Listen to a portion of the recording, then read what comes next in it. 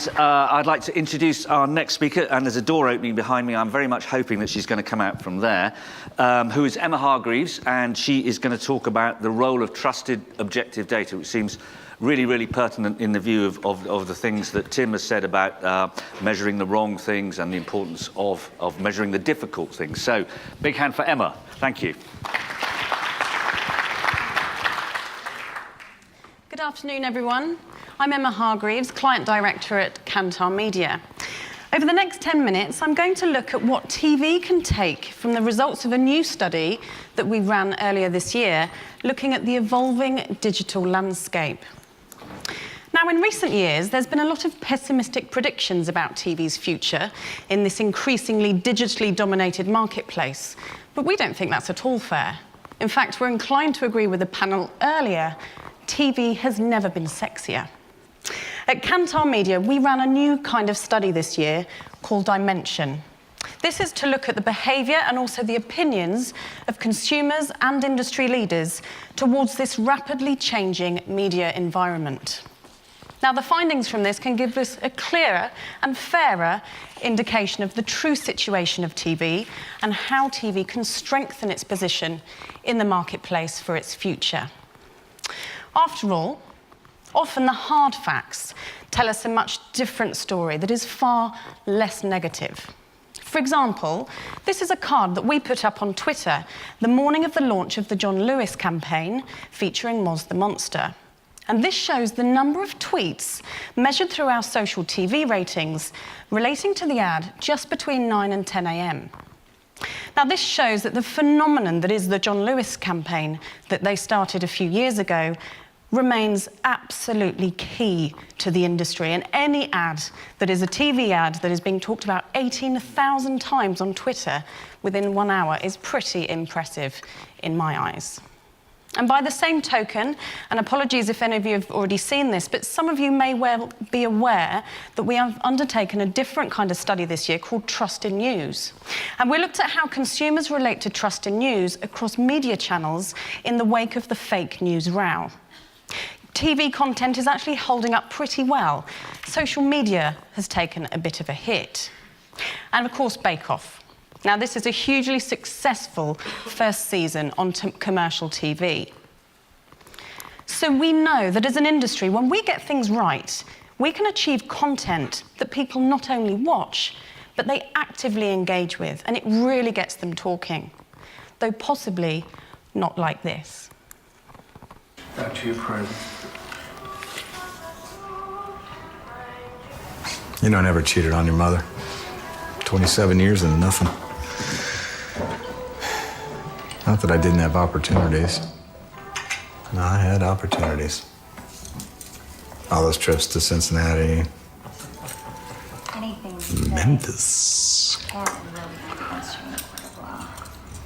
Yeah, you fall victim once, that's all it takes. Next thing you know, I'm bringing something home to your mother and it ain't flowers. Okay, Dad, please. You definitely have a career. Catherine Lamb. She wanted me.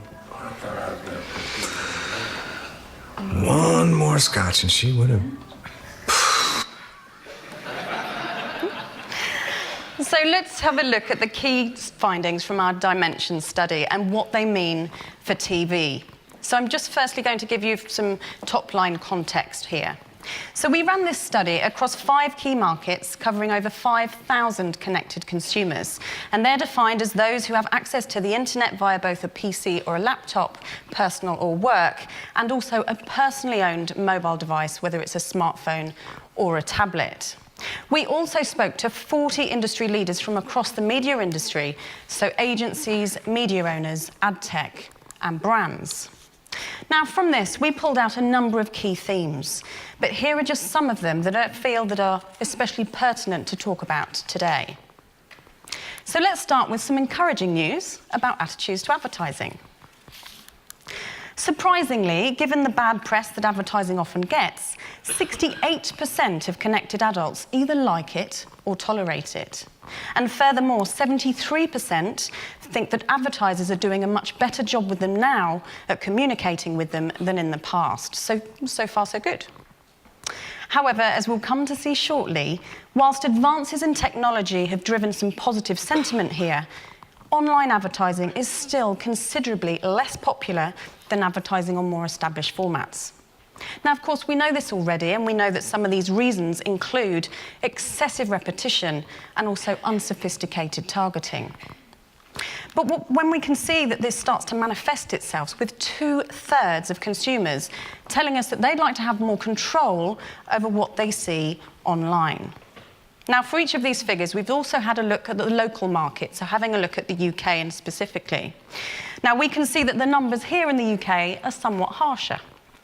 Now, of course, the UK is a more mature media market. The likes of online and also mobile advertising in particular have been viewed by longer and also a greater proportion of consumers than in some of the other markets. Having said that, we still say 6 in 10 connected consumers here in the UK like or tolerate advertising. And so whilst the figures do show some variance across the 5 markets, at the most macro level, there's not much different from the UK. So moving on, let's have a look at the importance of integrated campaigns. There is no question that online media forms play a significant part in our lives, but that's just part of the story. For a medium pronounced dead so many times, I think you'll find that TV is very much alive and kicking. 97% of our sample reported that they watch TV on a TV set, mirroring the dominance of the established format that is observed repeatedly in audience measurement studies all over the globe. Now, this is not to suggest, of course, that our sample don't ever watch TV on any other device, because 73% of them say that they view TV online and 70% do so via a mobile device. So this is very much an and not an or. Online has no monopoly when it comes to how our respondents choose to consume their media. So in the world of connected adults, online and also the more established offline formats absolutely coexist. But again, if you look at the UK figures, they reveal, again, a slightly reduced figure, though the fundamental story is very much the same. And many leading advertisers follow this strategy of using multimedia forms to communicate with their target audiences.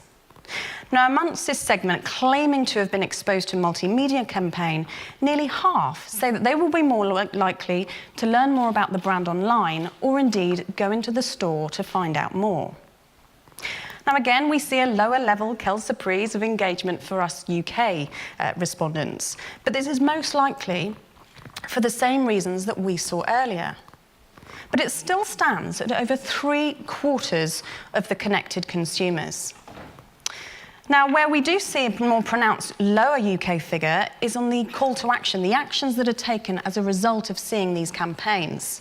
Now, this shows the importance of not just getting an ad campaign seen in the right place, but also getting the content right, making sure it is compelling and compelling enough to prompt a sale. And before moving on from this point, I wanted to flag up some attitudinal statements and trends taken from our latest GB-TGI study.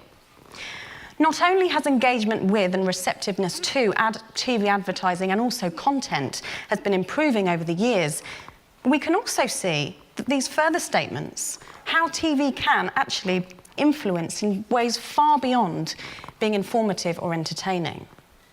TV is influencing opinions. TV is encouraging people to take up new interests.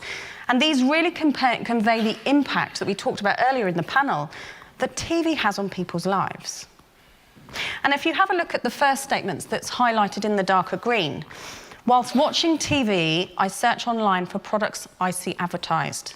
This is such a powerful statement, and it's really encouraging to see the figures increase year on year. Now, with this in mind, let's have a look at the threat of ad blocking and where we actually stand. So there is a clear and also hardly surprising desire for relevance, with 64% of our consumers are saying that they prefer ads that are relevant to them, which is pretty obvious. Now, this figure increases to 75% amongst those heaviest online media users. The UK figures here again reveal a somewhat reduced engagement, and they're not wildly different actually in this case. It does, however, highlight the importance of creating an ad experience that engages with the consumer. And now this is a tough market, particularly here in the UK. Consumers have seen a lot of ads. They've seen enough engaging ads to know a rubbish one when they see it. But what is key is that if we get the right mix, then the engagement is there, and that is what is all important. However, whilst advances in technology have driven some positive sentiment, these responses from our consumer sample send a very strong message. Excessive frequency and an unsophisticated use of retargeting may very well be amongst the reasons that 20% of connected adults use these ad blockers. The industry's progress in using programmatic techniques to target existing and also prospective customers is actually in danger of being undermined by these same customers who avoid these messages that are sent their way. Nevertheless, there's actually better news here in the UK in this instance. In fact, amongst those who use ad blockers here, over half of them like or tolerate advertising. So more than anywhere, ad blocking connected consumers here in the UK are actually ripe for engaging advertising. They just have an intolerance for advertising that doesn't grab their attention. So now let's move on to the final theme, data quality. Just because something is quantified does not necessarily mean that it's either accurate or objective. And the phrase, "not all data is equal," was used by many of the industry leaders that we spoke to. Agencies in particular felt that one of the biggest challenges for advertisers was the need to become smart data consumers who simply don't accept the numbers without really thinking about their provenance. So what can we collectively take away from these important findings as a whole? Well, we've seen that consumers can be particularly receptive to multimedia campaigns. There's a huge opportunity here, which has a clear relevance for TV in a multi-screen context. Brands can also feel encouraged by the prospect of activating more holistic campaigns. And of course, holistic campaigns need to be effective. They need to be supported by holistic measurement. Now, this is something that we continue to evolve from our side here at Kantar Media. And solutions like our TGI study, they're broad in their scope of consumer behaviour, but they're also continue to being adapted for changing needs. Now, whilst more specifically for TV, we're also building cross-platform TV and video solutions in various markets. And following on from this, we've seen the importance of accurate and reliable data highlighted time and time again from our dimensions findings from these industry leaders across the globe. It stands to reason, how is the industry to make accurate business decisions if the data is wrong? So the lesson here is the importance of demanding the highest integrity in all data, something that we are very conscious of at Kantar Media. And finally, I'm going to leave you with quoting one leader whose words seem to capture the collective sentiment.